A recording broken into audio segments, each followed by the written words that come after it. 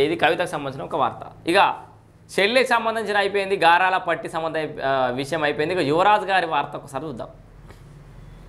యువరాజ్ అంటే క్రికెట్లో యువరాజ్ సింగ్ అనుకునేరు. సో రాజకీయాలలో యువరాజ్ సింగ్. కేటీఆర్కు ఏసీబీ నోటీసులు.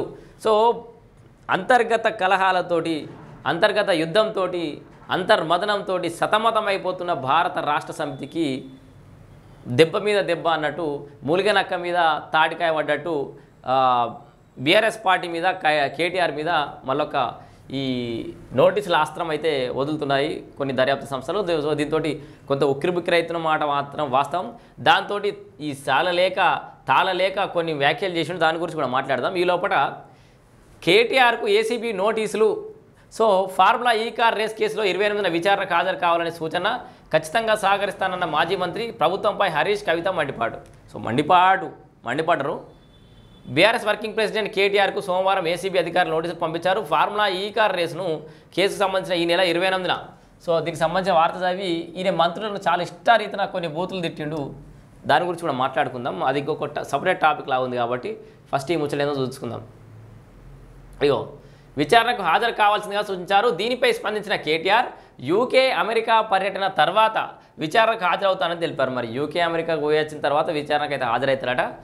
ఈ కార్ రేసు వ్యవహారంలో చేసిన 50 కోట్ల చెల్లింపుల్లో నియమాలు పాటించలేదని కేసులు నమోదైన విషయం తెలిసిందే. ఖచ్చితంగా సహకరిస్తా, రాజకీయంగా వేధించే ఉద్దేశంతో తనపై కాంగ్రెస్ ప్రభుత్వం అక్రమ కేసు పెట్టిందని సంగతి తెలిసినప్పటికీ చట్టాన్ని గౌరవించే పౌరుడిగా విచారణ సంస్థలకు పూర్తిగా సహకరిస్తానని సోమవారం ట్విట్టర్ వేదికగా కేటీఆర్ స్పష్టం చేశారు.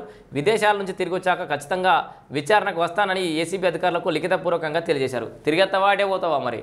సో 48 గంటల క్రితం నేషనల్ హెరాల్డ్ కేసులో మనీ లాండరింగ్ ద్వారా డబ్బులు ఇచ్చినందుకు సీఎం రేవంత్ రెడ్డి పేరును ఈడీ ఛార్జ్షీట్లు నమోదు చేసిందని గుర్తు చేశారు. సరిగ్గా 24 గంటల తర్వాత ప్రధాని మోదీతో సహా బీజేపీ అగ్రనేతలతో రేవంత్ రెడ్డి సన్నిహితంగా కనిపించారని వెల్లడించారు.